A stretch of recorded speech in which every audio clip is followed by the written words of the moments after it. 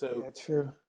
Cindy, I don't know if do you want to kick off? I can try my best to do the thank yous to people if you want me to, or however you want us to get started. Yeah, I actually don't have that list in front of me, but you don't have to do the whole list. The main point of that list of co-sponsors was that this is a series that has been ongoing for many years.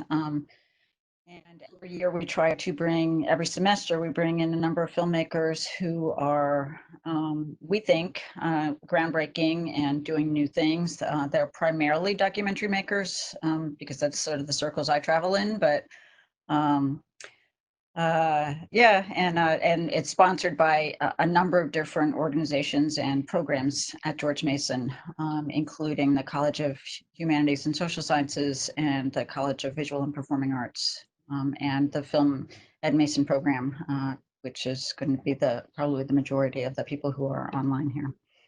Great. Well, you see, I knew you'd do that better than I could.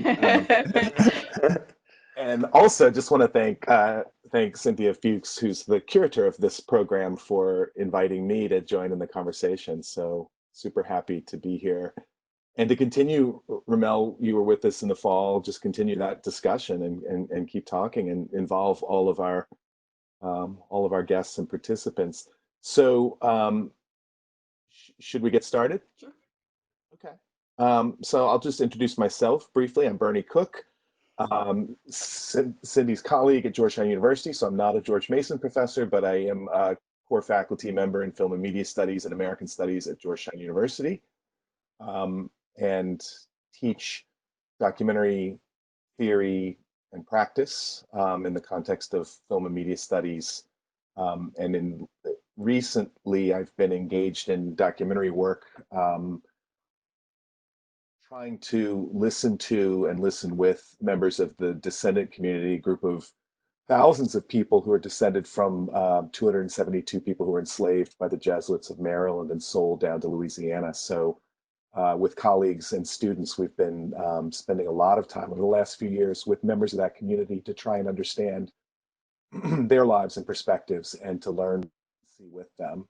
So that's a little bit about me. Our guest today is RaMell Ross. We're extremely excited for him to join us in the George Mason Visiting Filmmaker Series online. He is, as you know, an award-winning visual artist. He's a writer, he's a philosopher, and recently, of course, and recently a professor of film at Brown University.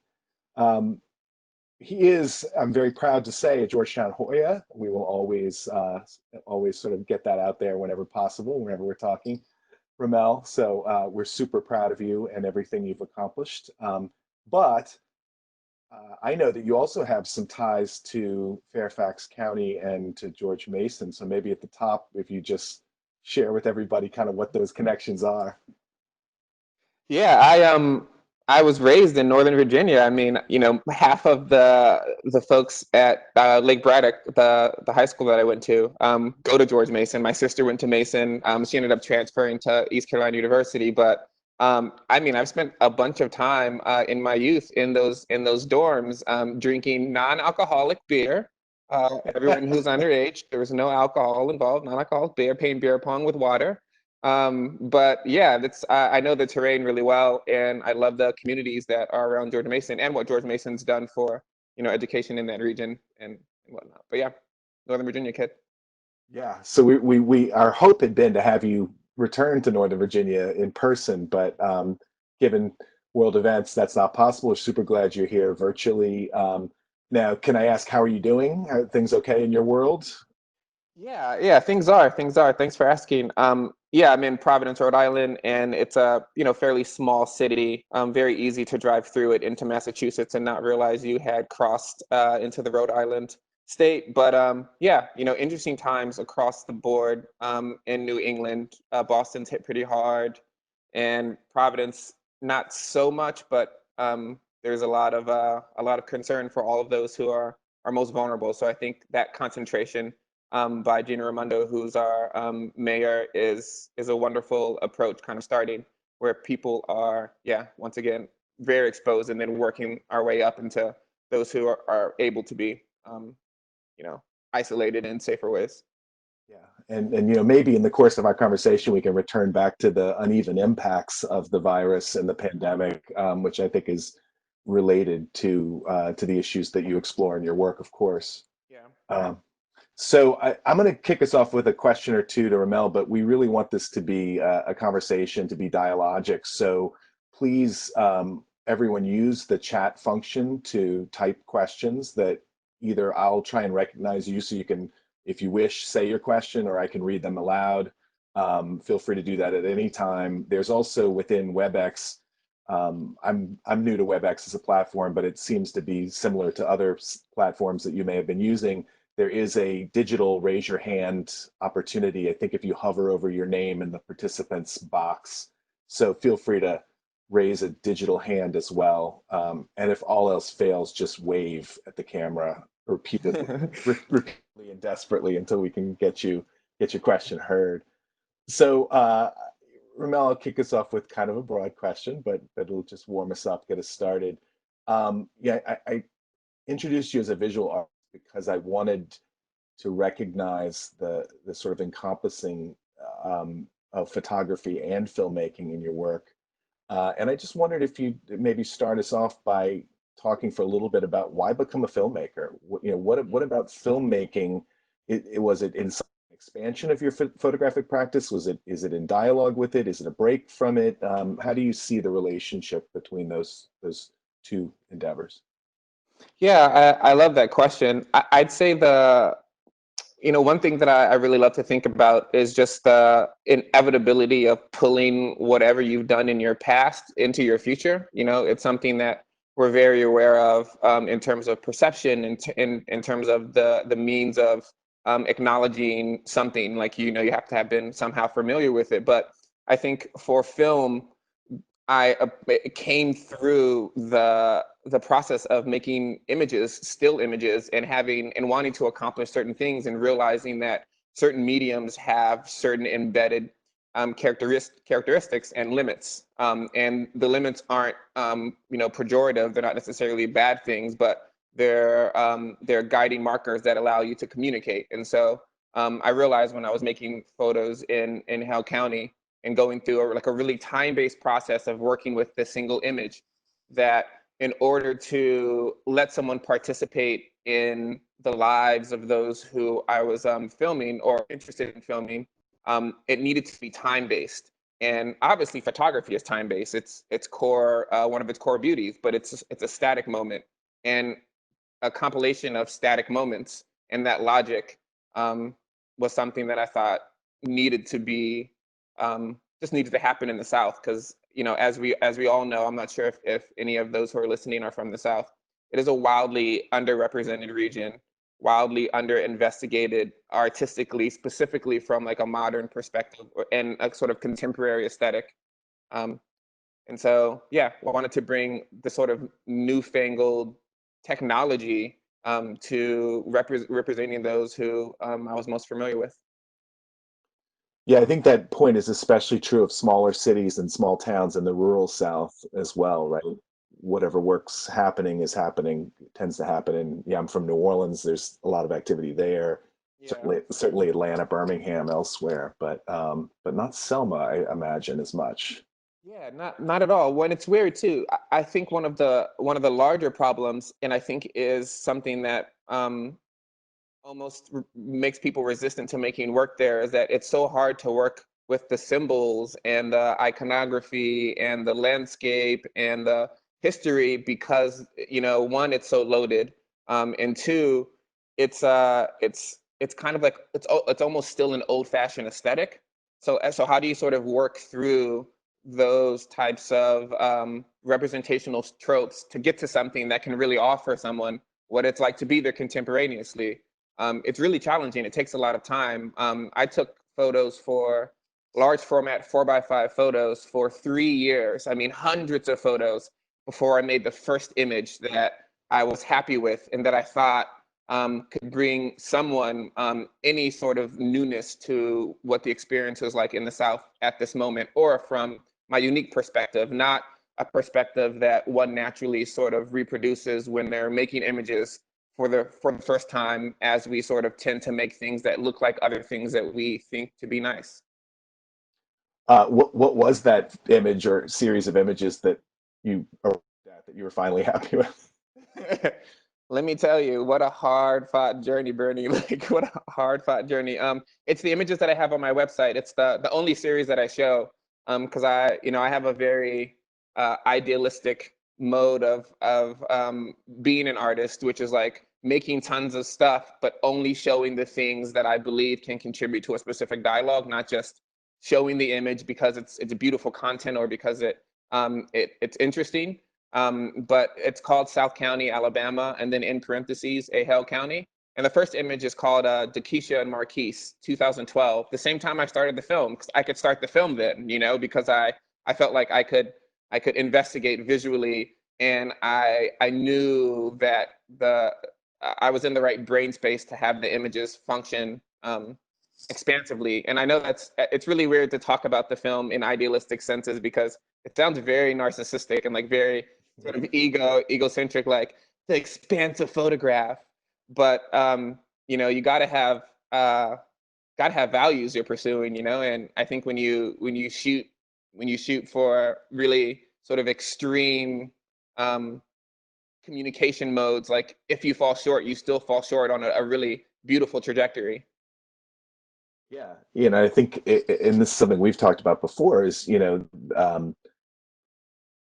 long traditions in filmmaking practice, especially from sort of evolution of cinema, where practitioners were also theorizing what they were doing, and so there's a way of of working out in your work what you're thinking in your argument, and vice versa. Um, Cynthia posted in the chat links to the photographic collection that RaMell's talking about, so I encourage all of you to Well, take thanks, Cynthia. That was a close look. great.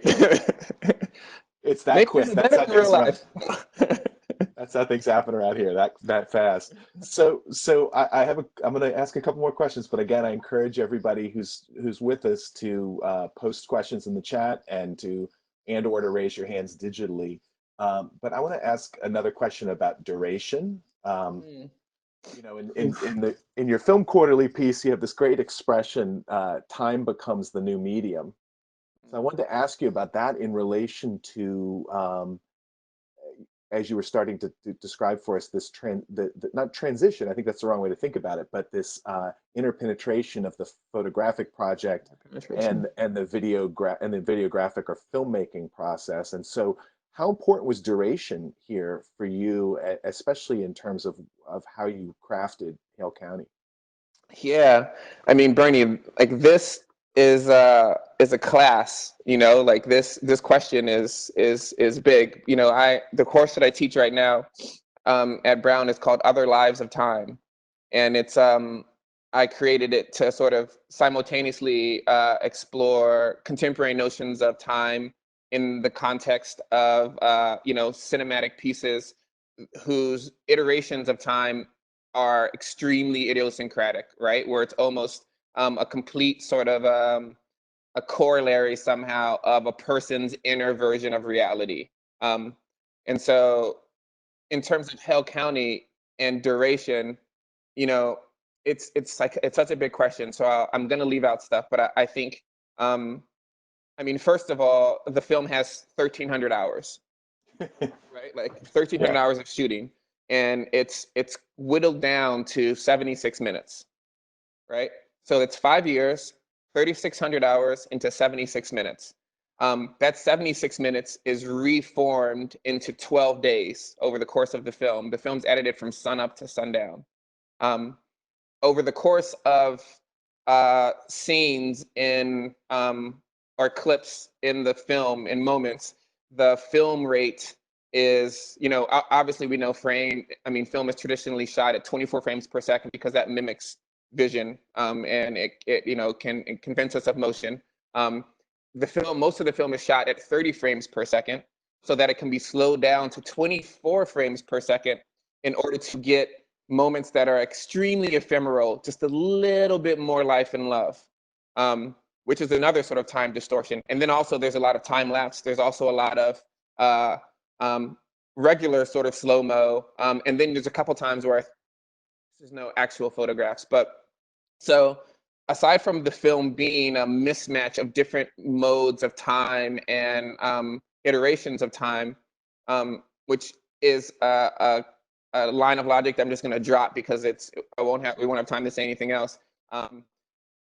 With the idea of shooting 1,300 hours in this community with Daniel and Quincy, I want folks to be aware of the idea of duration and time as it relates to film budgets and as it relates to the process of pursuing meaning within a specific context. So when someone goes to make a documentary film, or someone goes to make a documentary film, they pursue a certain type of representational meaning that they're familiar with, right?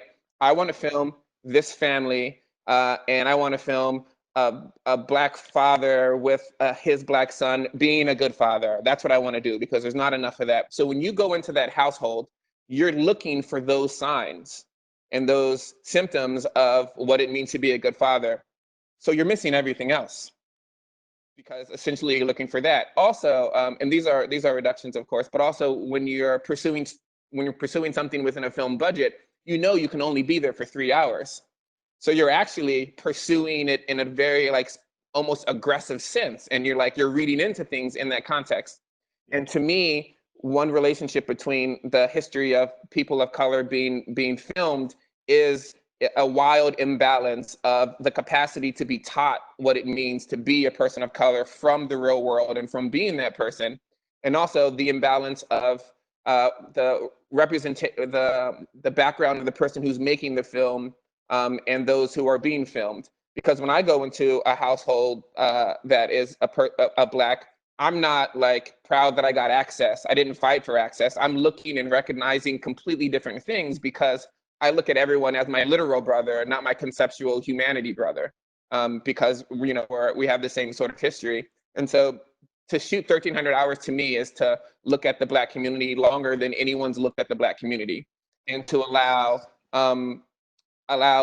their life and my life to coalesce in a way in which I can be taught through the medium of film and through the medium of filming what it's like to be them in their places through my eyes. So duration becomes the medium, because I'm there waiting, and then all of a sudden some spectacular moment that I could never choreograph, that could never be scripted, occurs, and that becomes the mode of connection between their lives and the person who's watching. Yeah, that's so well put. Thank you for that. I was thinking then about the relationship between duration and relations, right? And relationship and access, this question that you raised, right? Which is always, documentary filmmakers and students of documentary are always sort of talking about access and its relationship to ethics. But maybe it would help us all to sort of understand how you entered this community. You didn't enter it as a filmmaker, right? I mean, and I think that's super important to what you've been describing. Yeah, I moved there to teach photography for 2 weeks, and an opportunity opened up in the nonprofit that I was working for called Youth Build, which helps young people 16 to 24 get back into high school or get some workforce development. I had the opportunity to teach them full time in their career development department or area, and so Greensboro was such a fantastically beautiful place. And to be super frank, I was living in DC and the rent was outrageous. I was freelance photographer and teaching in a charter school part-time and wasn't making enough money. And so I was like, I'll go to Greensboro. I'll be able to pay off some bills. I'll be able to photograph. I'll be able to, catch up on life. And, I intended to be there for a couple months or a year. And within a month, I was like, I don't think I'm going to leave. This place is great, and the people are wonderful. And so I entered in the community as someone who was kind of seen as a social worker to some extent, and started coaching basketball at the high school. And they won states that year, but I was only an assistant. I wasn't volunteer. I wasn't official. I was official, but And so, yeah, it's interesting. I think up until the point in which we got nominated for an Oscar, everyone in the community still thought that I worked in the nonprofit. And so, I would go to the grocery store and they'd be like, "Hey, RaMell, I have this cousin who just dropped out. Do you think you know, you think you could help him with his resume, or what do you think about him in this program? And you know, I'm like, well, you know, I'm not really there, but I guess I can give you some pointers. But yeah, like we're super integrated, like wildly integrated, accidentally, like naturally, you know? Yeah, yeah. You know, I think that question of you know, participatory filmmaking, or you know, sort of decenter. You know, you write a lot about and think a lot about you know, the sort of deeply embedded power structures in documentary and filmmaking more broadly, and the sort of colonial impulses of camera, and you know, as you've already described, a sort of a transactional filmmaking, a reifying filmmaking that kind of enters spaces and communities and takes from people and then runs, you know, sort of takes that away and does what they want with it. um, can you talk a little bit about, you know, sort of how your filmmaking evolved, as your relationships evolved, as your understanding of this community evolved, as your Mhm. involvement deepened? You know, sort of what I love so much about, you know, your approach in Hale County, and I want us to also talk about Easter Snap as well. You know, your approach there, this sort of massively durational approach, um, was both, sounds like it was pragmatic, but it was very much artistic and philosophical in you know, in its impetus. Mhm. So how did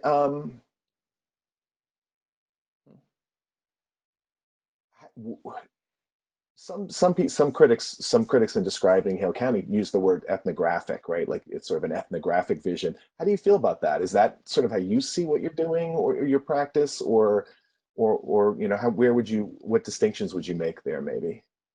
Yeah, you know, I really love that question. I've never got that question, and I've kind of been forced to, you know, like once you put something out, you're gonna be disappointed with the language that's talked about it, regardless of whether or not it's praising you, or for 99% of the time, and they use one word where it's like, oh, I wish you wouldn't have said that, because that's gonna influence the way in which someone else thinks about the film, and I want it, you know, framed in a certain way. Or maybe you don't, but I would say to all of you all who are making work, um, the most dangerous thing about making work is not being able to talk about it, um, or write about it, because someone else will, and then you'll just lose all the power. And power is the game, and it is a game, and it's fairly complicated. Not having you know, because we're existing in a system of images and media that pre-exist our control. So there's already pre-existing labels, pre-existing genres, pre-existing expectations, and pre-existing modes of communicating. And so I would encourage you all to find writers and thinkers who are thinking along the lines that you are, and figure out ways to present your film in ways in which you can guide someone into a certain mode of connection with your film, and then leave that part open to a personal connection or the person's imagination. Um, but separately, or back to Bernie's question, ethnographic. I don't mind it. I don't mind it. I think I would mind if they said it was anthropological. I think that word to me is more burdened with a certain type of relationship to the person who's there and the people that are there, that I don't agree that I'm participating in. But I do think that the work that I am doing is about culture. It is about deep culture. And I think the best ethnographic films are open, and they have the capacity for someone to see and understand what deep culture is. And I know, you know, if you, there's like some like really cool infographic iceberg online that has the difference between like culture and deep culture. And I would love for everyone to start applying this into the way they're thinking about making films or documentary films, and the difference between the two. And so like culture is something that's like uh, the holidays and the parties and what people are wearing. Deep culture is how a grandmother holds her child. Um, the way in which a person you know, rebukes someone behaviorally in space. These types of things that you only know about if you live there and you have deep relationships with the people, because they're they're almost, it reminds me of like this, what's the name of this book, Bernie, that just came out? Maybe you've read it, Capturing the South, I think. Have you heard about this with I Matthew haven't seen Scott? it yet. No, I haven't read it yet. You'll love it. It's a deep dive into the history of documentation in the historic South, and those who kind of like took the language sociology into the process of documenting sounds and documenting visually. Very problematic, obviously history, but there's this line in there that talks about infra politics, in which a documentary filmmaker, not of a community, goes into a community and asks a person something, and a person, does these things, takes them to this house, and they get all this information, and they don't realize the entire time they've been made fun of. They don't realize that the person who was singing for them was joking and was performing for them. They don't realize that when a person said yes, they actually meant no. And the entire time they were doing things to undermine the truth of the moment, because of the sort of inherent power dynamic between white folks and the camera and those who are being documented. Quite often you'll get a yes, but that yes isn't a real yes. That yes is maybe I can get something from this person. Or maybe it's if I just do this real fast, they'll leave me alone. Or, ooh, let's entertain this person. And so this was happening throughout the entire history of documenting the South, with no one ever knowing, because the people who are making the stuff aren't the people that are there, Right. The deeper culture. Yeah, you write about volition, and that really strikes me here in this context, right? Like the different levels of volition. Yeah. Again, I want to encourage everybody in the conversation to be part of the conversation. Please, either in the chat function, type questions. I know RaMell would love to hear your thoughts and answer your questions, or raise your hand physically or digitally, and we'd be really happy to bring you in. Yeah, any question. Like, it can be super simple, like how do you do something, or what I use, because I think for the film, the whole process of the film and everything that happened with it, I think there's like nuggets of insight into the process, like the process that leads to a certain type of work. Best way to make certain type of work is to use a certain type of equipment. Like, there's no way that I could have gone in there with a big red camera and a boom mic and 2 or 3 people. You can't. I mean, you can get something good, but the intimacy that you get with other types of things, maybe what you're looking for, and maybe something that, may be helpful. So don't be shy. It doesn't have to be like a big idea question. It can be something, that you just want to know. RaMell, hello? Yeah. Hey. Yeah, this is Deborah Folk. My family is from the South as well, and it's really interesting. I never really looked at it that way, but truth and believability is very important, or I believe anyway, in order to come across authentic. I heard you when you said you went there for one purpose to shoot, and for photography, and it developed into something else. So I was thinking as you were talking that level of trust, the people seeing you in the community, you were learning, the environment, and you were watching. So do you believe that trust, with the people, they see you, they kind of get to know you after being there for a period of time, plays a role into what you're doing? Yeah, thanks, Deborah. I really appreciate that question, because I would say that trust was everything and is everything, and I think your question is, which is more of a common question, because that trust is most important, but but I think the level with which people understand that trust, like the levels of trust that you have with someone, are very rarely articulated between people. It's just something that grows over time, which therefore affords you a different type of relationship. So you may never know that you don't have a deep, trustful relationship with someone, until you see what you don't have. And so I think when I was making this film, our connection started pre-film in the classroom and on the basketball court. And Deborah, have you taught before? Beg your pardon? Have you taught before? Have I taught before? No, no.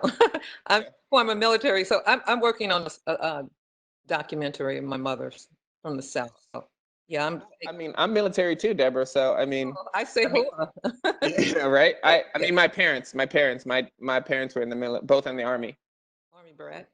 right? A lot of Army bases. That's like where I kind of grew up on, you know, Fort Belvoir and Andrews. Okay, got. But I ask because the process of teaching someone, specifically someone who is a little bit more vulnerable in an institutional setting, is a process of like for them, you know, being extremely vulnerable and open, and me being vulnerable and open to learning how they need to be taught, considering the way in which, you know, their previous educational models have created sort of calluses against the you know, very one-to-one or non-tender ways of having conversation in the classroom. And so that happened with Quincy. And, you know, he would struggle with something and I would struggle to communicate, and we would have to like meet somewhere. And then it happened with Daniel as we were on the basketball court. Like I trained him for a little bit. He was really, the process of playing sports is the process of failing every single moment, because every time you miss, you know, you wish you did it right. Like this guy Dave Hickey, you know, has a funny line where he's like, I never worry about anyone, which is a weird thing because skateboarders sometimes are ones you worry about, but I never worry about a skateboarder, because the process of becoming a good skateboarder is the process of you know, a million failures for one success, or something. But anyway, Daniel, me teaching Daniel sports and him failing and me trying to mold him into a person that I thought was a basketball player or whatever, was both another exchange of vulnerability, and we built a trust there too. So when I ended up going into their homes more often and hanging out all the time, we had already been through all the hard stuff. You know, we had already seen each other frustrated and upset, um, and that level of trust, I don't think, if it wasn't there, I would definitely would have a film, but I wouldn't have had access to the authentic moments that happen when you don't worry about, you know, performing in a certain way with someone because they've already seen you, you know? Right. Well, let me walk back. I haven't taught film, but I grew up in the church and I taught children about plays and stuff. So Okay. I recall, and I heard you to the trust, you know, working with the individual. It was this young man in this play that I had produced, and he stuttered. And I watched him, and each time we would have rehearsal, you know, how some people that stutter, they're kind of shy and kind of, you know, recluse. And so I built a relationship with him. I eased into him, giving him parts. And so to make a long story short, when it was time for him to perform, he didn't stutter as much because his mom said that I helped encourage that confidence. Yeah, that's like that's exactly what I'm talking about. And I think as a filmmaker, one of the things that's most important is like, and I don't want to assume this of you and your relationship with the person that stuttered, but for me and Daniel and Quincy, you know, I'm programmed by the same cultural narratives about blackness and poverty and the world, right? Like I have to go through a process of dealing with the way in which I've been taught to see myself before I could go through a process of dealing with the way in which I've seen them. And so I'm constantly like negotiating generalizations that I make about people in everyday life, and about Daniel and Quincy before we're making the film, and then spilling into making the film and capturing things. There's also a negotiation of dealing with the way in which we're taught to see, we're taught to consider, we're taught to believe in people.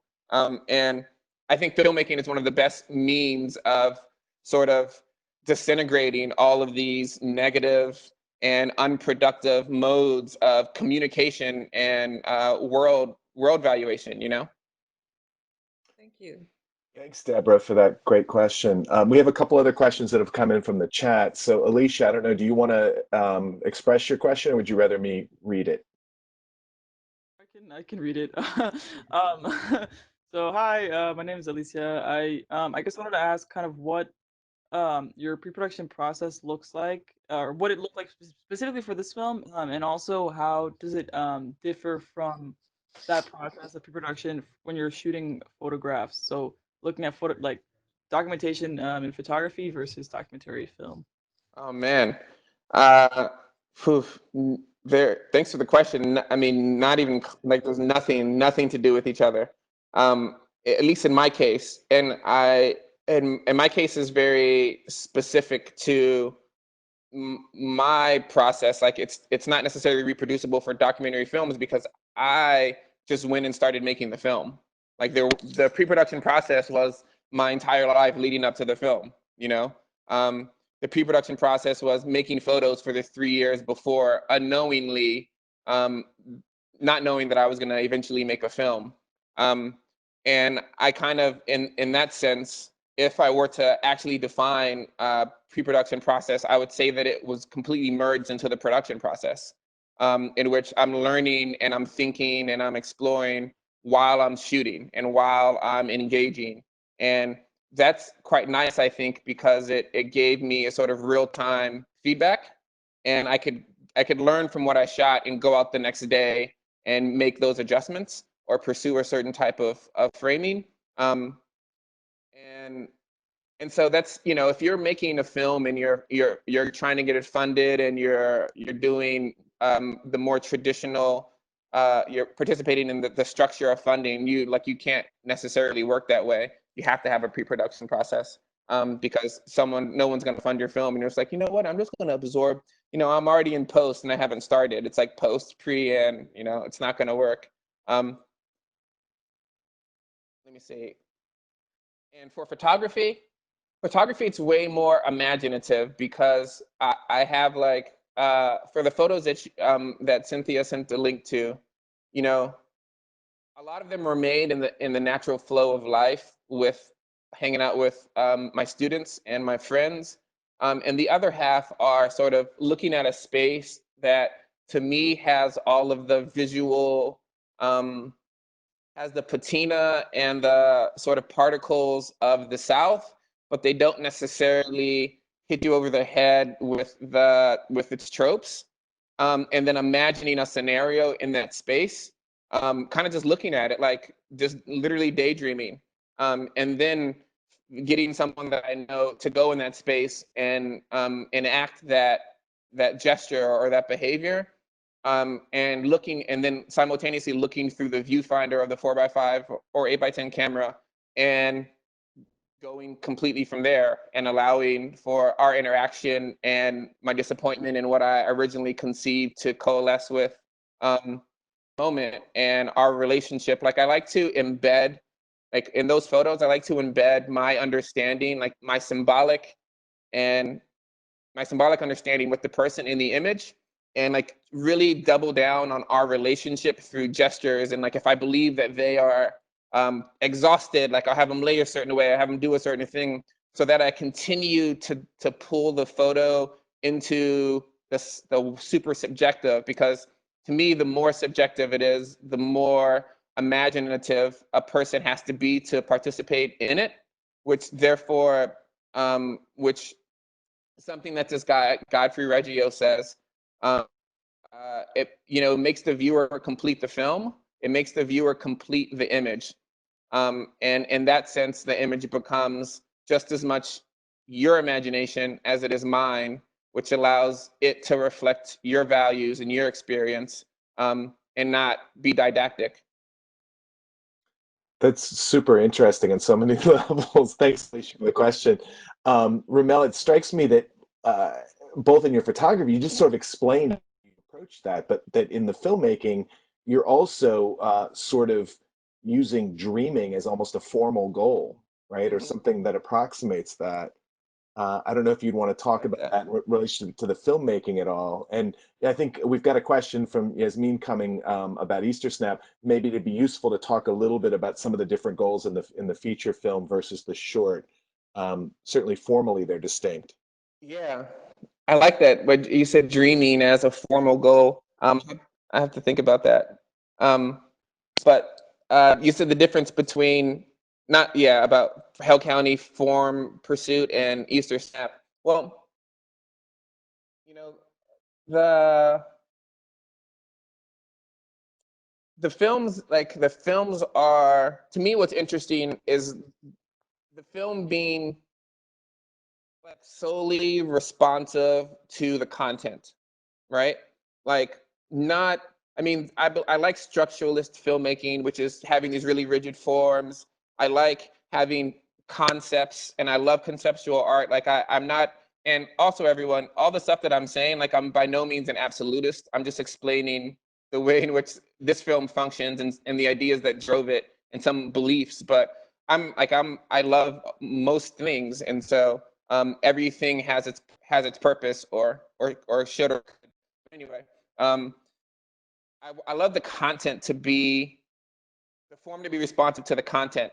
And so I started Hale County. I became initially disappointed with an early cut because it resembled a lot of the tropes that I'd seen in filmmaking that were disheartening. So I reformed the film, a really small cut using these really interesting moments, and then conceived the bigger version of the film. With Easter Snap, what happened, that was over the course of one day. It was so bizarre and loaded and wild that, because I shot that 2 years into making Hale County. One rule of Hale County was there are no scenes. No scenes. No scenes at all. Only moments. Because it would be durational and have this whatever thing. And I could not take one scene or one shot from the pig film and put it in Hale County and not use the rest of the footage. I just couldn't do it. So I just shelved all of it for, like 4 or 5 years and said, I'm going to come back and make a short film just of this day. And so I wanted to, there's this, what's the film that Joshua Oppenheim made? Not The Act of Killing, but the Look of Silence. Yeah, The Look of Silence. Thanks. He did something interesting in The Look of Silence, in which he's looking at this community who was ravaged and using a guy who's an ophthalmologist to go to people's homes and fit them for glasses, but then also talk about their participation in their relationship to the war, right? These are also generals and army folks and people who have done horrible things, right? But the beauty, like the deep, visceral, conceptual, whatever beauty of him giving people glasses, helping people see better while questioning their own past motives and participation in more. Like the metaphor is like, it's almost heart-wrenchingly perfect, right? But you're in the metaphor, right? He doesn't like come to a metaphor and then leave. The metaphor is the entire film. And I was like, wow, I love that approach because it allows for the metaphor to be the framing of reality, not for it to be something that you bump up against. And so for Easter Snap, the idea of the way in which Black folks have the traditional relationship or the look down relationship that we have with the police, like them being pigs, and the idea of skin and scraping and ideas of whiteness and flesh and Blackness and the South, to have that be the entire film, one, makes it invisible. It's kind of like, I love this. This is like one of my favorite quotes. I think I say it all the time, every time I have an opportunity. But like, there's like 2 fish swimming in the ocean, and one fish says to the other fish as they pass, he's like, man, the water is really nice today. And the other fish is like, what the hell is water? And he's like, continue swimming. Because you're so in it, you're like, it's just so natural. And so to do that with the idea of the pig, and then to talk about the South and life and to have camaraderie, to me is a way to, I don't know, to get to something deeper, Yes, I think so. Thank you. Nathan had a question or two. I can read it also. So I was interested in how you talked about the way an audience or a critic interprets a filmmaker's art, because you mentioned how a filmmaker has a certain power over the art they're putting out, and when a critic who has their own audience talks about it and uses their own words and ideas on it, the filmmaker loses some of that power. So my question is, like, how does the general audience, who doesn't have an audience of their own, play into that structure? And does the audience have power, and can the audience lean their power towards the filmmaker in a certain way? Say that last part again. Does the audience have power, and can they lean it? Yeah, so does the audience have power like as a collective? They probably do, but like individualistically, does an audience member have power? And if they do, can they lean that power towards a filmmaker? Yeah. Well, I mean,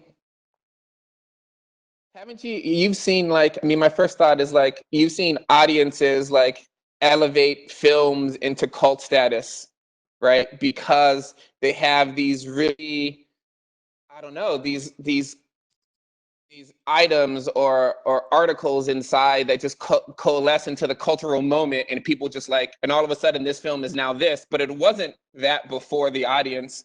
And so in that sense, I feel like the collective, but I think it doesn't happen intentionally from the audience perspective. I think that it happens almost magically. But I think that with the power of critics and the power of the artist are always kind of at odds, because, you know, most critics see what's useful for them to see, to one, you know, feed their own relationship to their own engagement with art, right? Like, oh yeah, this is like this, and I know this. And most artists believe their work is doing something that it isn't, you know? And so there's like always this really weird tension between the two, that I think is just embedded in the process of making and reading and being a person. But I think that I love your audience question. I think that the what I was trying to get to with talking about that is that artists should know their work better than anyone else, and the ideas in it, while also allowing their work not to be didactic, and also teach them, and also teach other people, and also be open. Like, if your work is a one-liner, then you should write the one-liner and do something else. Like, it shouldn't be, you know, like, the idea is for the medium to be doing something other than language. And I think the more that you can control your own narrative, or understand your work in order to usher someone into a certain realm of understanding, I think the more that a critic has to contend with the truth of your ideas, and therefore produce language that is fundamentally antithetical, or enter your work through the ideas, because that's out there and it's true, you know? And their perspective may also be true, but there's nothing better than allowing for someone to write something that they think, because this is kind of separate, but my problem with most critic writers is they never say I think, right? They say this is. They never say, you know, this, you know, maybe this is. They're always like, this is this. And it's like, no, this is this to you, so perhaps it's this to other people. This is not something, and I think that power dynamic is always strange. I hope I kind of answered your question. Absolutely. Thank you so much. Sure. Yeah, thank you. Thanks, Nathan. It's, to me, RaMell, the related question of influence, right? So there's criticism but you mentioned Godfrey Reggio, so maybe I'll ask you that one that I know you've talked about a little bit before, is the sort of the Kotze movies and their influence on you, and sort of other formal influences. Yeah, I did a Q&A with Godfrey Reggio in January at the Museum of Moving Image with the Kotze trilogy. And man, that guy he's the man. And he's also exactly what you think he would be. He's like the 6'7", 6'8", bearded, extremely wise, zen. He's almost like, when you're talking, like, you're meditating right now, aren't you? He's like that type of thinker, like super brilliant. And also he grew up on a monastery, so yeah, he's just like he's into spirituality. But yeah, that film is very. If anyone hasn't seen it, it's a collection. There's 3 films. It's like Kayanesqatsi, Nyanesqatsi. I can't even pronounce that up. Yeah, it's the Hopi language. Like, what do I know about the Hopi language?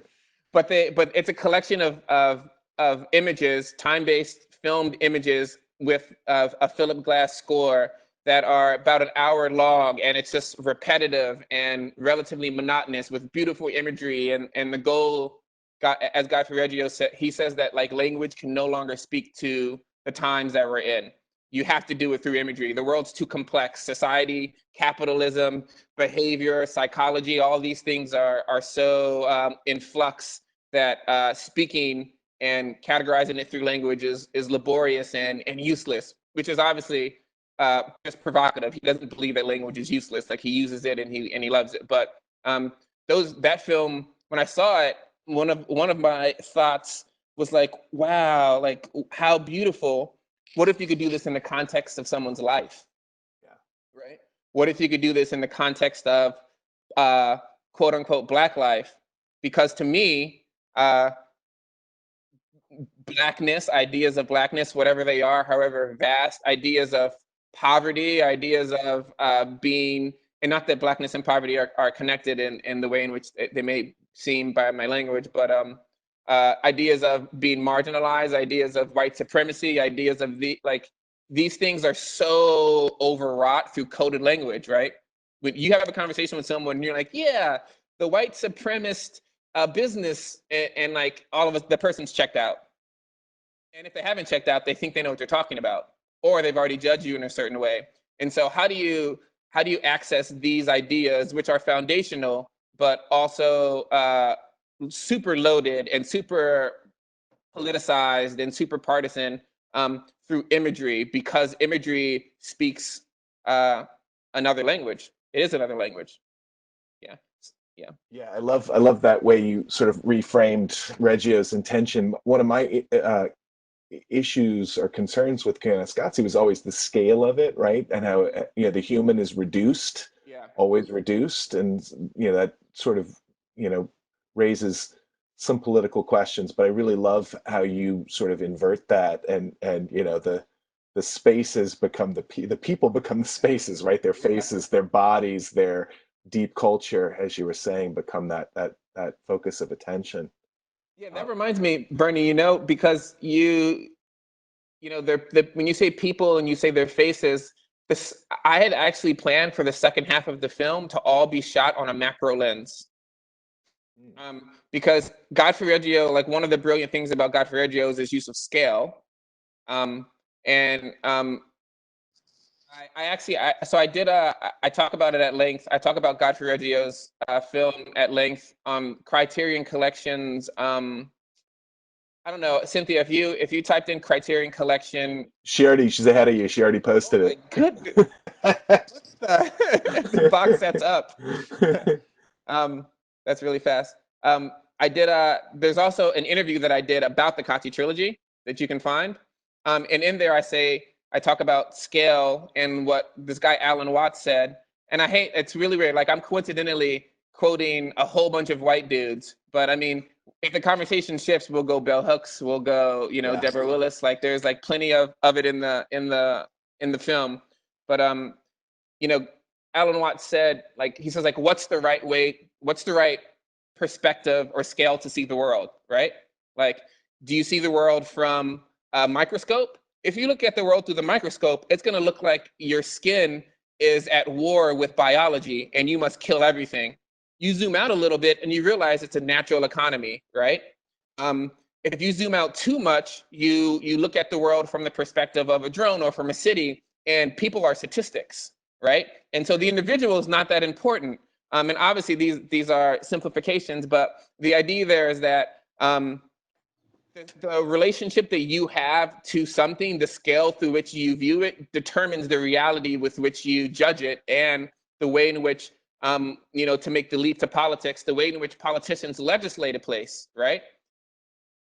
It's a really powerful mode of world viewing. And so if I could like shoot Hale County through a macro lens, then like the moments that I would get would be decontextualized even more, and there'd be like new types of meaning.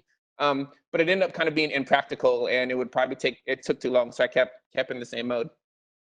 Yeah, that really, to me, connects back to your the two fishes, right? Yeah. Sort of, what's experience and what's, experience in quotes, or racial experience, Yeah. right? Getting inside blackness as opposed to looking at it.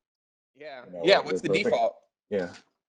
So I'm sure we have more questions, especially bell hooks has been mentioned. Go ahead, Alicia, you've got one, please.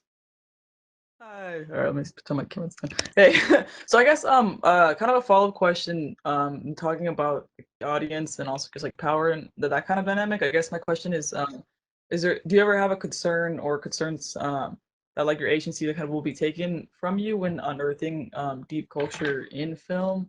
So just kind of thinking about again like that relationship between like being able to share your own story, versus having someone coming in and telling that story, but then kind of again with the interaction with whatever audience that kind of is, like whether that made, I don't know. So I've just kind of been thinking about that, whether it's like voyeurism too, but like or even just like thinking about, for example, just like the dynamic of like stories being fetishized and that sort of thing. Like, Yeah. and how do you navigate that? No, that's kind of is almost a breaking point for the film, right? In making it, it's like, how much control can you have, and what control are you willing to set free? Like what can you let go and what can you not? Because regardless of how much effort we put into being human, being like a humanist perspective and like telling everything about the person's story and getting really intimate, a person can say something and what they said be the trigger that has someone judge them in a certain way, and all you're doing is getting closer and being more intimate, right? Like the type of person in which they meet someone said something, and all of a sudden that person believes that's their worldview, or that's the way that they are with everything, as opposed to them not just using language carefully or whatever. Like, these things are embedded in the process of communication and its exchange. It's really difficult. So the solution that I came up with for myself personally to deal with these problems embedded in trying to make a film about someone else, or even myself through my eyes, someone else through my eyes, was to lean towards ambiguity, right? Because in a strategic ambiguity, because which came from my photography. Like, if I make an image that has two truths from two perspectives or multiple perspectives, then at least for myself, thinking, as logically as possible, whatever this person thinks, they have to acknowledge there's another perspective on it, But if you give someone some sort of, if you intend to give someone some single version of reality, then, you're not allowing them to, that it becomes a little bit more complicated or less complicated, right? And so all moments in the film are extremely open-ended and very non-directive. Like, it is about what you think. And if it's about what you think, then you fundamentally have to acknowledge that someone else thinks differently. And to me, that was a way of releasing the burden of control. And I think most importantly, giving back agency to those in the film. Because I'm not attempting to say it all, because I can't.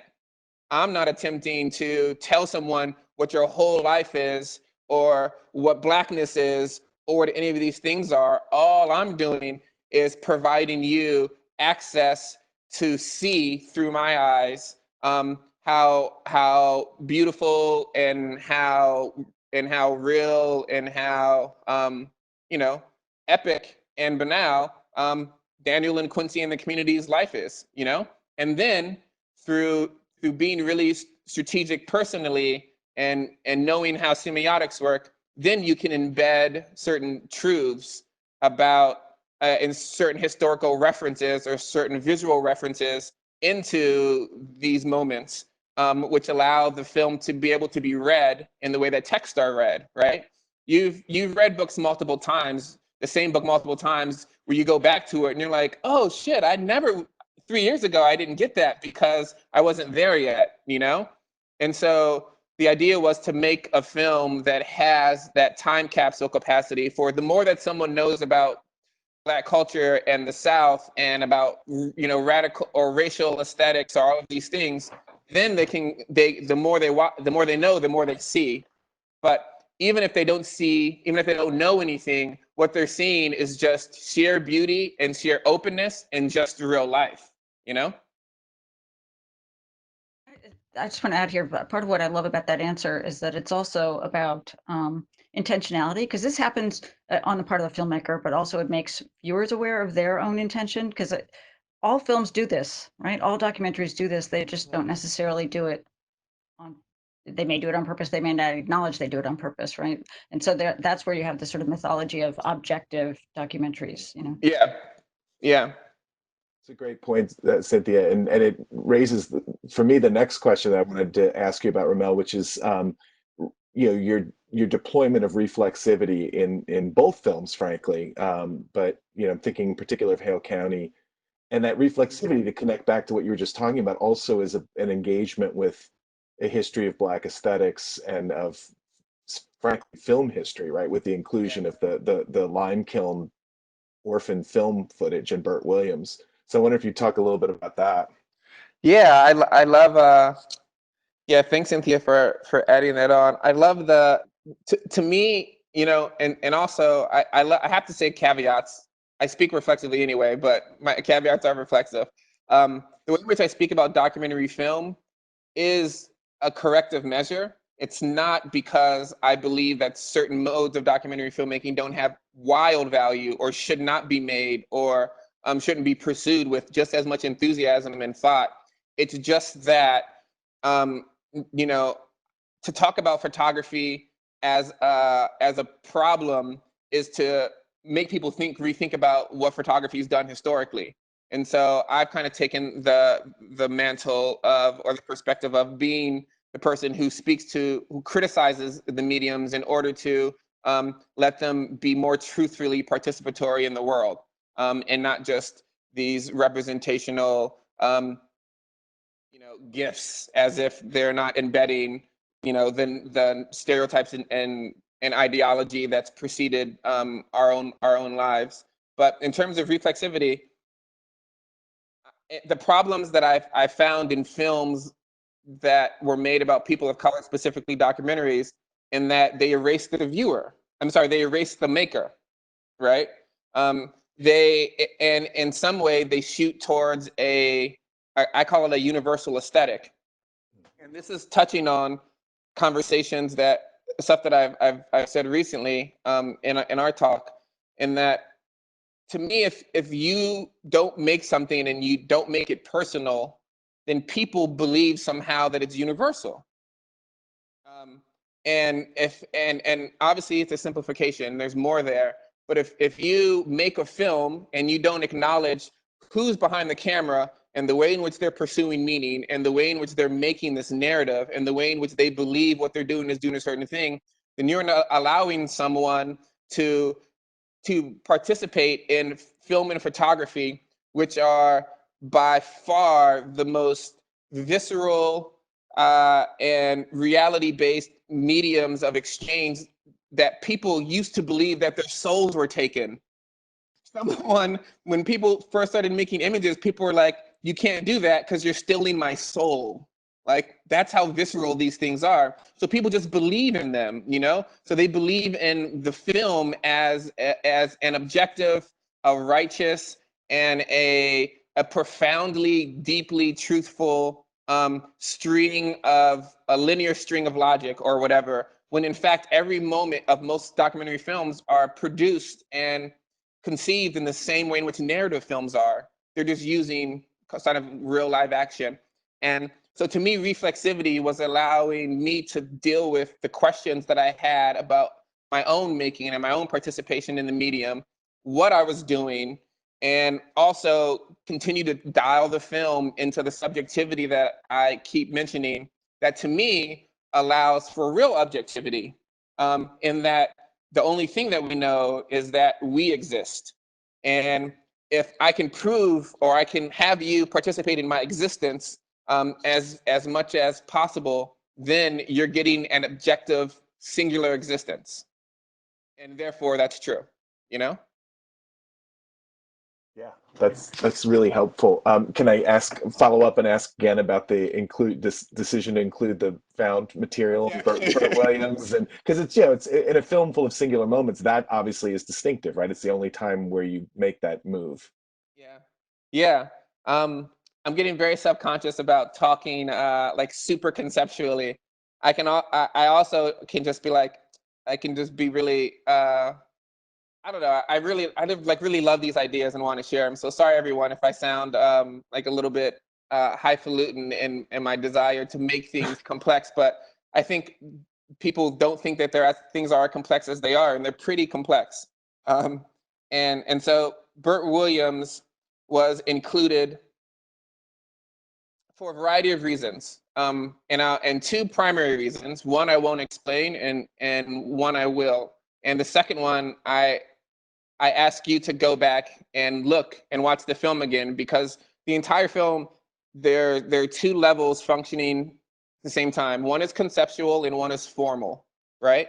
So there's an associative editing pattern that are the connections between the images that has its own aesthetic logic, right? With colors, with symbols, with movement, with gesture.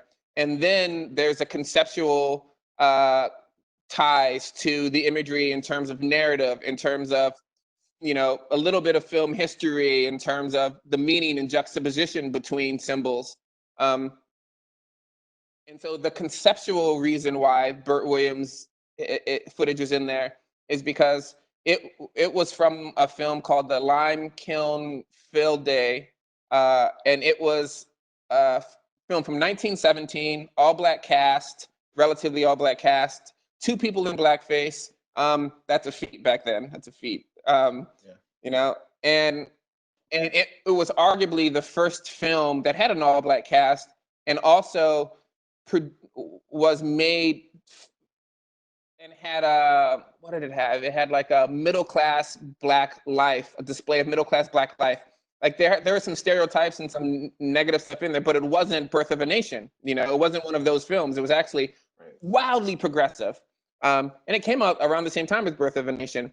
And so for us, the editing team that I had was Jocelyn Barnes and Rob Moss and Maya Krinsky. We were drawing a conceptual line between Lime Day Field Day Club in terms of representation and Hale County.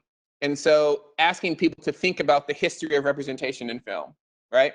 If we have a constellation of films and images, and we have Lime Kiln here, we have Hale County here, and you fill in the space with films that you've seen, you'll see some pretty devastating patterns of Black representation, and even films made by people of color. And so that was important, to just speak to the process of ideas of Blackness being contingent on the medium that was being made in those historical periods, and to acknowledge or embed that there is a timeline that is worth looking at. It also is the only continuity cut in the film, which speaks to time and continuity and whatnot. Yeah. Yeah, and if I remember correctly, right, you're driving on the road, you exit the road onto the property, and you're approaching the guy who's burning the tires. Is that when it comes in? Yeah. Yeah, you like make a left, and then Burt Williams is like in the woods, like, yeah, exactly. Thank you for that. Please, I'd like to invite more questions from the audience. Please do either raise a hand. I do have a question. Hi. So I was just wondering, you might actually mention that before, but I just wanted to ask you that in your experience and knowledge in being a filmmaker and working with the industry, what would you suggest to an upcoming new filmmaker in order to land a job, or, to get something in order to have a career, just something to start with? Yeah. It's tough, right? Like if you you got to have some skills that are desirable, or you can like look and try to become a production assistant, because then you're just sort of being a right hand woman or man to someone, and then you're getting access to, you can like hear all the conversations, you can see the production, and you can kind of learn through osmosis.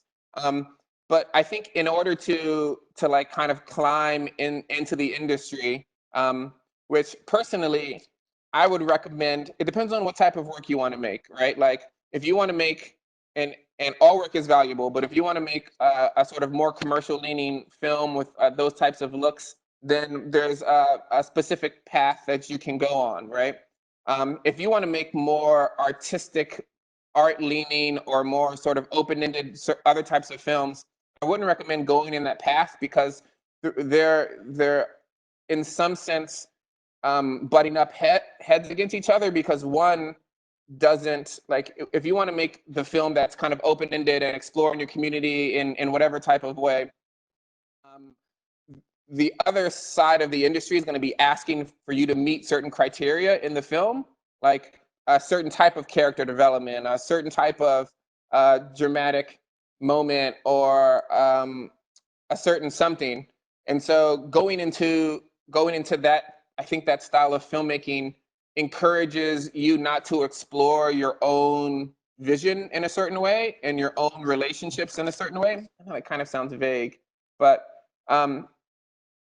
if I were to give you just general advice, which is not what you're asking for, but what y'all do anyway, about becoming a filmmaker is, and that was a good advice. Thank you. Yeah.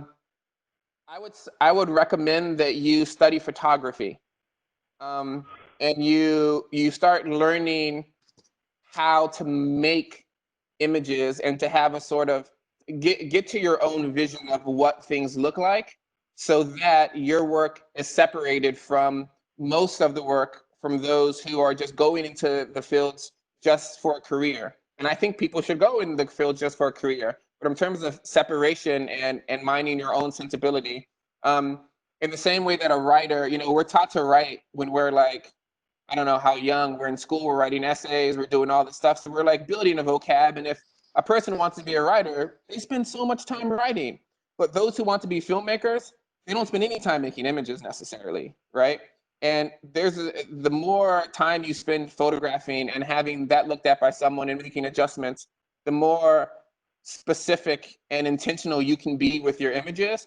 And therefore, the more they can be separated by the flood of images that exist already and will continue to be produced. Great question, great answer. Thank you.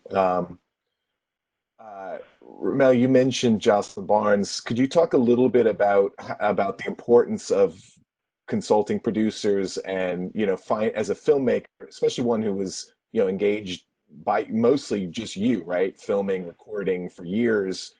How important are those forms of collaboration, finding the right collaborators to actually finishing the film and getting it out in the world? Yeah, I don't know. I mean,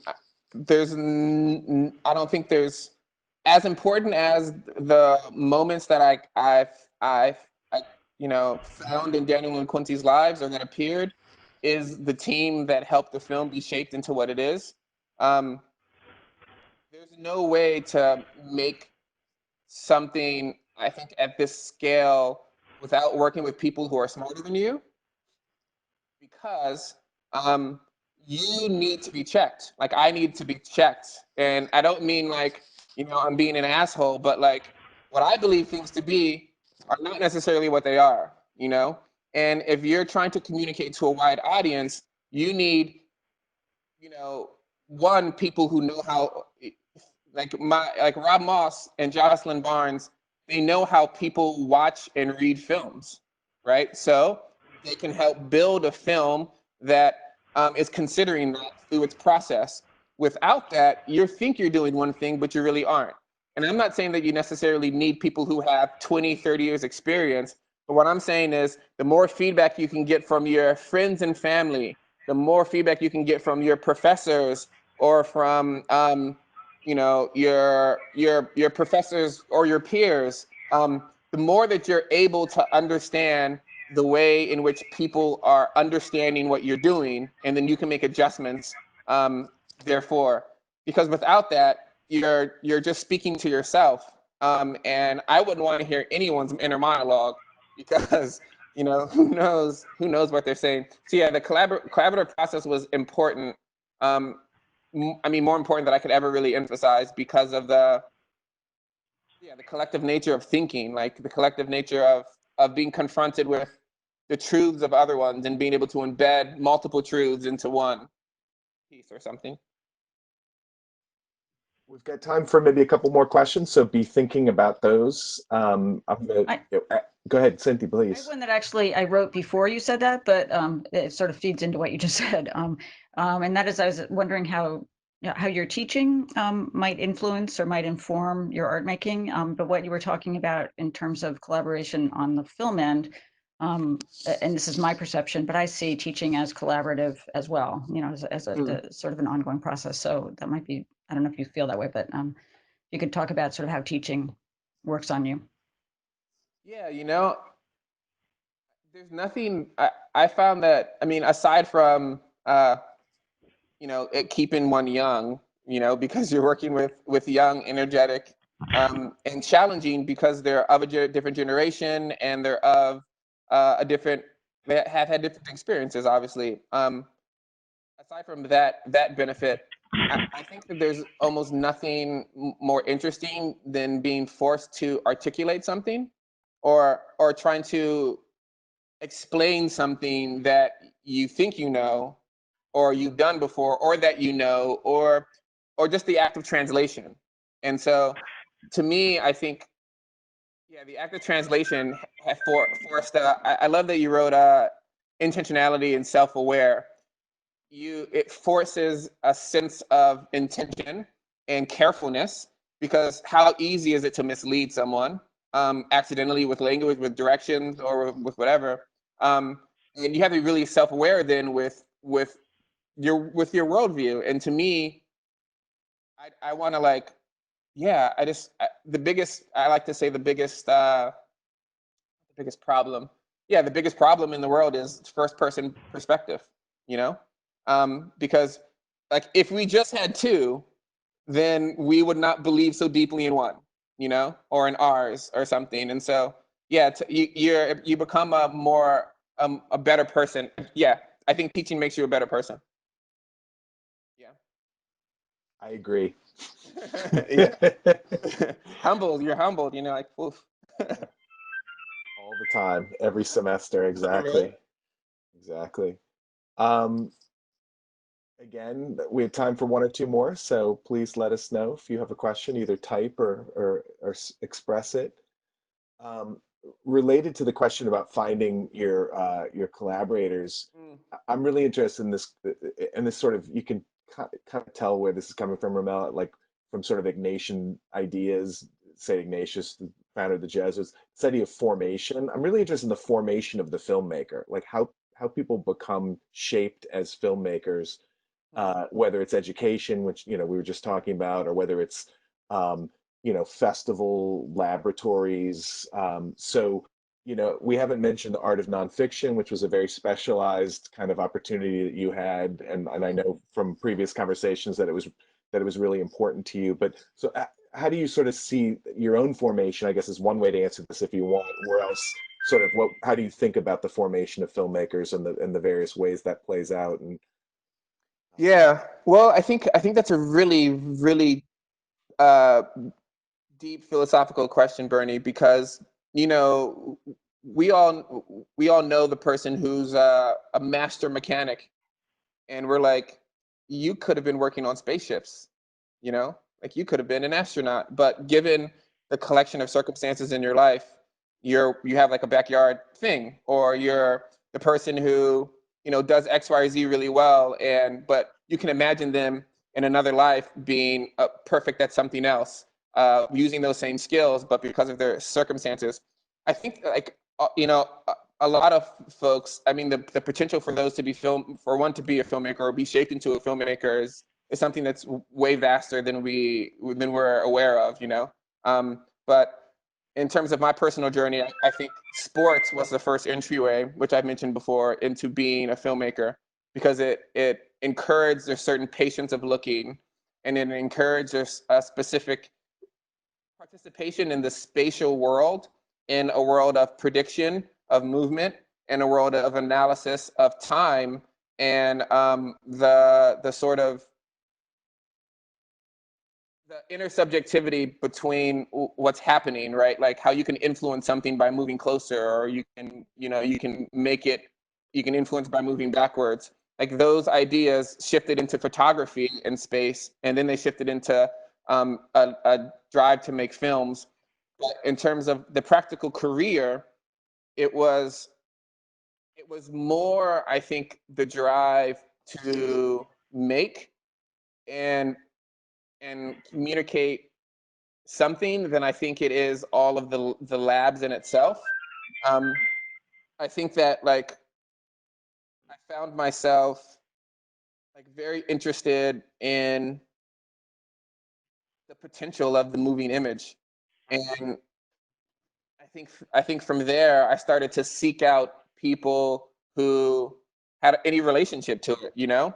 But also, like no one needs anything to be a filmmaker aside from a curiosity in which they're self-aware that they're not going to allow themselves to be convinced that what they're doing is good or right almost ever, because you know, like, you know that you're on the right track if you continue to make good and better things. That's really poorly said. I don't know, Bernie. We're getting to the 90-minute mark, RaMell. I know it gets a little harder to be cogent and get those ideas together. Wait, real quick. Practically, sorry, Bernie. Practically, the fellowships that I did were, I think, most important because it brought me into the world of documentary filmmaking, the language and the folks, which then allows you to participate in it in a strategic way. And what was most important about this film, because it started off way more aesthetic and artsy than it ended up, but maintaining the same spirit, is that I had to understand what it took to literally have this film be labeled as a documentary, because to work in the language of truth was the purpose. It wasn't to make something that was out in the ether and super abstract, though it may seem like it is. Great. Thank you very much for that, RaMell. And the basketball, I love the way you articulated the role of basketball in your own formation, and it's certainly something that our George Mason friends and our Georgetown friends can get together on. Yeah, right. It's one of you and that are two things that unite us and bring us together. I want to give Alicia the final question. She posted one. Do you want to go ahead, Alicia, and ask RaMell yourself? Sure. So I guess to my camera back. I guess my like last question is so what is your approach towards accessibility in terms of getting like your stories to audiences who do not have access otherwise, and also just thinking about, again, like kind of connecting issues that are, you know, whether relating to like systemic oppression and whatnot, but like not being kind of caught up in that jargon or language, and so still giving like agency to like lived experiences, but connecting that back. So this is kind of what is your approach towards all of that? Excuse me.